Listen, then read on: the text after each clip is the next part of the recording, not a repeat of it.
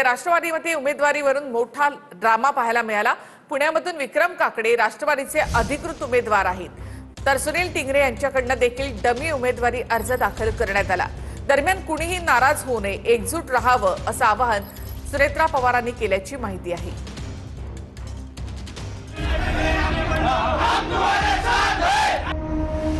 पुण्यात राष्ट्रवादीमध्ये उमेदवारीवरून मोठा ड्रामा पाहायला मिळाला।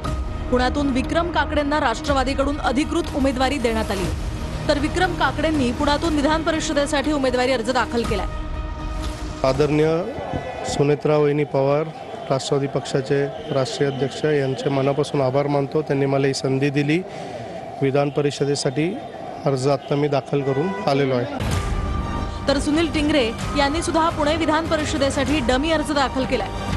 पक्षाकडनं मला आदेश आला की आपण इथं फॉर्म भरावा, त्या पद्धतीने मी फॉर्म भरलेला आहे। प्रत्येक कॅन्डिडेटची इच्छा असते ना की त्याला मिळावी म्हणून। जिजाई बंगल्यावर सुनेत्रा पवार, पार्थ पवार आणि जय पवारांच्या उपस्थितीत राष्ट्रवादीच्या कार्यकर्त्यांची 2 तास बैठक झाली। या बैठकीला सुनील टिंगरे देखील उपस्थित होते। संजय काकडे, विक्रम काकडेंचा पक्षप्रवेश होण्याआधीच सुनील टिंगरे जिजाई बंगल्यातनं बाहेर पडले। दोघांनीही अर्ज भरायला सुरुवात केली, मात्र त्यावेळी कुणाला राष्ट्रवादीचा एबी फॉर्म मिळणार हे स्पष्ट झालं नव्हतं। ही गोंधळाची स्थिती जवळपास 2 तास सुरू होती। या गोंधळानंतर टिंगरे आणि नंतर विक्रम काकडे अर्ज भरायला जिल्हाधिकारी कार्यालयामध्ये गेले। अर्ज भरल्यानंतर जय पवार आणि वळसे पाटलांनी विक्रम काकडेच अधिकृत उमेदवार असल्याचं जाहीर केलं। युवक म्हणून मी नक्कीच सगळ्यांबरोबर त्यांच्या दुःखात सहभागी राहतो। आज मला माहिती आहे थोडे लोक नाराज झाले, पण त्यांना पण आम्ही नक्कीच भेटून त्याच्यातनं भविष्यात कुठे संधी मिळू शकतो तशी आम्ही देऊ। आज राष्ट्रवादी काँग्रेस पक्षाचे अधिकृत उमेदवार श्री विक्रम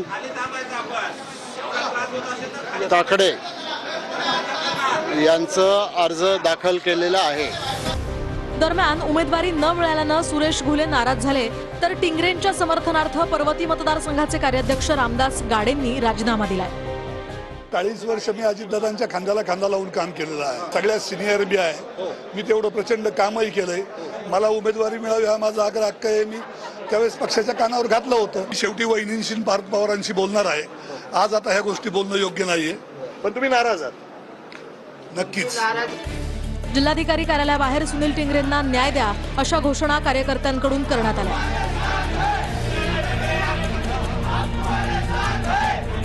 तर नाराजीच्या चर्चांनंतर उपमुख्यमंत्री सुनेत्रा पवारांनी पक्षाच्या बैठकीत सर्वांना आवाहन केलंय। कुणीही नाराज होऊ नये, एकजूट राहावं असं आवाहन सुनेत्रा पवारांनी केलंय। यामध्ये सुनेत्रा पवार म्हणाल्या, संजय काकडे आणि विक्रम काकडेंनी आपल्या पक्षात प्रवेश केला। कुणीही नाराज होऊ नये, सगळ्यांनी एकजूट राहावं। ही जागा महायुतीची असून आपल्याला ही जागा निवडून आणायची आहे। पक्ष कुठे ना कुठे संधी देईल, कुणालाही नाराज केलं जाणार नाही। संजय काकडेंचा प्रवेश झाल्यावर सगळ्यांची नाराजी दूर करण्याचा प्रयत्न केला असं सुनेत्रा पवार म्हणाल्या। छत्रपती संभाजीनगरमध्ये महायुतीमध्ये बंडखोरी झालेली आहे। अब्दुल सत्तारांनी मुलगा समीर सत्तारांचा अर्ज भरलाय।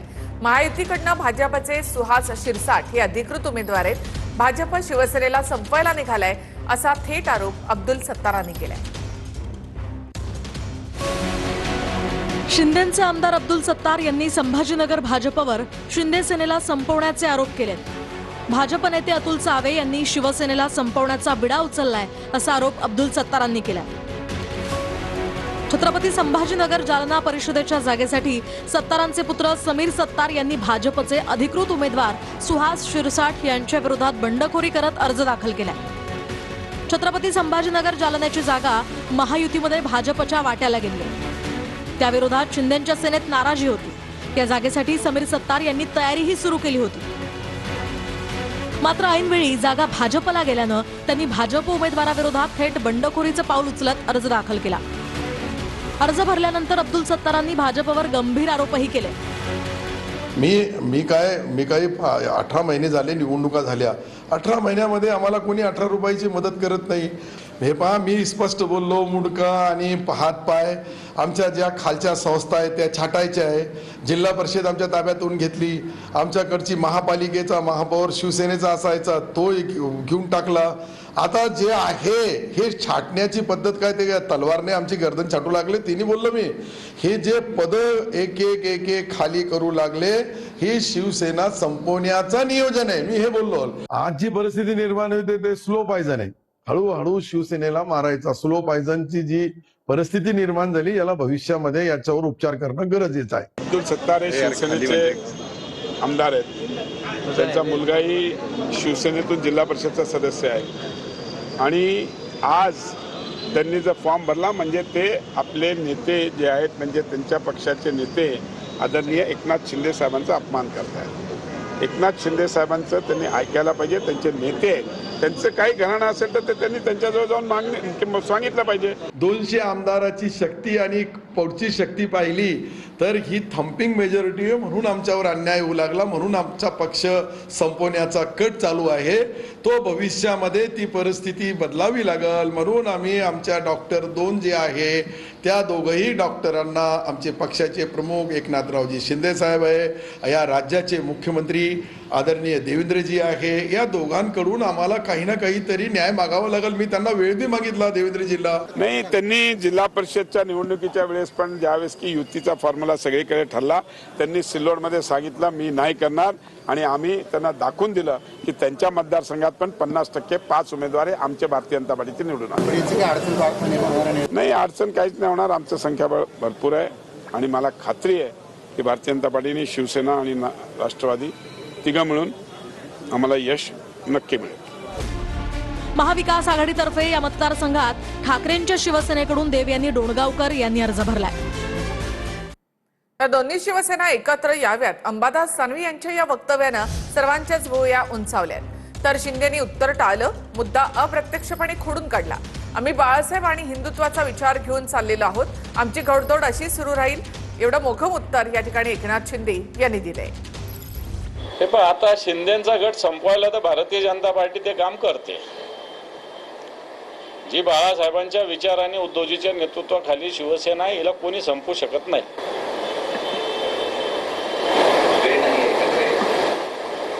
बघूया, वाटतं बऱ्याच वेळेस वाटतं, पण ते मला एकट्याला वाटून काय फायदा नाही ना. दोन्ही शिवसेनांनी एकत्र आहे हो, असं अंबादास दानवे म्हणतात. आम्ही बाळासाहेबांचा विचार, हिंदुत्वाचा विचार घेऊन पुढे चाललेलो आहे आणि महाराष्ट्रातल्या सर्वसामान्य माणसाच्या मनातलं सरकार देखील आम्ही स्थापन केलं. एकदा केलं, दोनदा केलं आणि या स्थानिक स्वराज्य संस्थांमध्ये देखील या महाराष्ट्रातल्या जनतेने शिवसेनेला, धनुष्यबाणाला, बाळासाहेब आनंदगे साहेबांच्या विचाराला आणि आमच्या सर्वसामान्य कार्यकर्त्यांच्या मेहनतीला आशीर्वाद दिलेले आहेत. त्यामुळे आमची घोडदौड विजयी अशीच पुढे चालू आहे. विधान परिषदेच्या नाशिक मतदारसंघामध्ये सुद्धा महायुतीमध्ये बंडखोरी झाली आहे. नाशिकसाठी शिंदेच्या शिवसेनेकडनं नरेंद्र दराडी यांना उमेदवारी देण्यात आली, तर भाजपच्या गोकुळ गीते आणि गणेश गीतेंकडून अपक्ष अर्ज दाखल करण्यात आली. नाशिकमध्ये महायुतीमध्ये बंडखोरी झाली. महायुतीमध्ये नाशिकची जागा शिंदेच्या शिवसेनेच्या वाट्याला गेली आहे. शिंदेच्या शिवसेनेकडनं नरेंद्र दराडे यांना उमेदवारी देण्यात आली आहे, तर भाजपच्या गोकुळ गीते आणि गणेश गीते या दोघांनी अपक्ष उमेदवारी अर्ज दाखल केलाय. गोकुळ गीते आणि गणेश गीते हे गिरीश महाजन यांचे निकटवर्तीय म्हणून ओळखले जातात. विधान परिषदेसाठी उमेदवारी अर्ज भरण्याची मुदत संपलेली आहे. महायुतीमध्ये विधान परिषदेच्या 7 जागांवर बंडखोरी झाली आहे. पुणे, रायगड, संभाजीनगर, यवतमाळ आणि अमरावतीमध्ये बंडखोरी झाली. नाशिक आणि परभणीमध्ये सुद्धा महायुतीमध्ये बंडखोरी झाली आहे. महाविकास आघाडीकडून विधान परिषदेच्या 3 जागांवर अधिकचे उमेदवार आहेत. सोलापूरमध्ये महाविकास आघाडीमधील 3ही पक्षांकडनं उमेदवार देण्यात आलेला आहे. नांदेडमधून काँग्रेस आणि ठाकरे सेनेकडनं प्रत्येकी 2-2 उमेदवारी अर्ज दाखल झालेत. नांदेडमधील महाविकास आघाडीचा अधिकृत उमेदवार 4 तारखेला ठरणार आहे.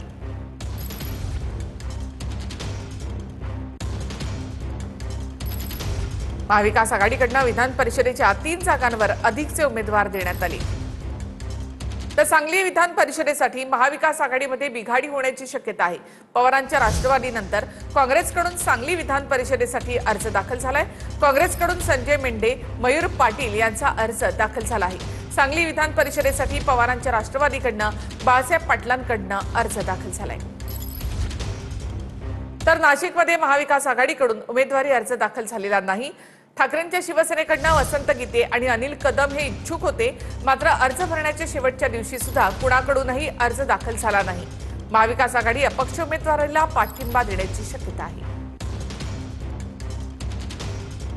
तर विधान परिषदेच्या रिक्त जागांसाठी उमेदवारांची नावं जाहीर करण्यात आली आहेत. दरम्यान प्रमुख लढती आणि कुठे बंडखोरी झालेली आहे पाहूयात ग्राफिक्सच्या माध्यमातून. मधून भाजपकडून अरुण लखानी विरुद्ध काँग्रेसकडून शैलेश अग्रवाल यांच्यामध्ये लढत असेल. भंडारा गोंदियामधून भाजपचे अविनाश ब्राह्मणकर विरुद्ध अपक्ष प्रफुल्ल अग्रवाल यांच्यामध्ये लढत असेल. अमरावतीमधून भाजपचे प्रवीण पोटे तर शिंदेच्या शिवसेनेचे बंडखोर उमेदवार बिप्लव बजोरिया विरुद्ध काँग्रेसच्या हर्षजित देशमुख यांच्यामध्ये लढत होणार आहे. तर सांगली सातारामधून धैर्यशील कदम भाजपकडून तर शरद पवारांच्या राष्ट्रवादीकडून बाळासाहेब पाटील हे उमेदवार असतील. तर अहिल्यानगरमधून भाजपचे प्राजक्त तनपुरे विरुद्ध अपक्ष करण ससाणे यांच्यामध्ये लढत होणार आहे. तर छत्रपती संभाजीनगर जालन्यामधून भाजपकडनं सुहास शिरसाट विरुद्ध ठाकरेंच्या शिवसेनेकडून देवयानी डोणगावकर यांच्यामध्ये लढत होईल. धाराशिव बीड लातूरमधून भाजपचे बसवराज पाटील विरुद्ध काँग्रेसचे महेश देशमुख हे उमेदवार असतील. तर जळगावमधून भाजपचे नंदकिशोर महाजन विरुद्ध ठाकरेंच्या शिवसेनेचे शरद तायडे हे उमेदवार असणार आहेत. तर परभणी हिंगोलीमधून शिंदेच्या शिवसेनेकडून सईद खान विरुद्ध ठाकरेंच्या शिवसेनेकडून डॉक्टर विवेक नावंदर यांच्यामध्ये लढत होईल. तर ठाण्यामधून शिंदेच्या शिवसेनेचे रवींद्र फाटक विरुद्ध शरद पवारांच्या राष्ट्रवादीचे अभिजित पवार यांच्यामध्ये लढत होईल. तर नागपूर पोटनिवडणुकीमध्ये भाजपचे डॉक्टर राजू पोद्दार विरुद्ध काँग्रेसचे अतुल लोंढे यांच्यामध्ये. कोकण जनता पार्टीचे संस्थापक अभिजित दिपके भारतामध्ये येणार आहेत. केंद्रीय शिक्षण मंत्र्यांच्या राजीनाम्यासाठी दिल्लीमध्ये आंदोलन केलं जाणार आहे. 6 जूनला धर्मेंद्र प्रधानांच्या राजीनाम्यासाठी दिल्लीमध्ये आंदोलन केलं जाणार आहे. नीट पेपरफुटी प्रकरणी शिक्षण मंत्री धर्मेंद्र प्रधान यांच्या राजीनाम्याची मागणी केली जाणार आहे. दिल्लीमधील जंतर मंतर मैदानावर कोकरोच जनता पार्टी आंदोलन करणार आहे. आंदोलनासाठी एकत्र येण्याचं अभिजित दिपकेनं तरुणांना आवाहन केलंय. दरम्यान मला विमानतळावरूनच अटक केली जाईल अशी घरच्यांना भीती वाटते असं अभिजित दिपके यांना म्हटलंय.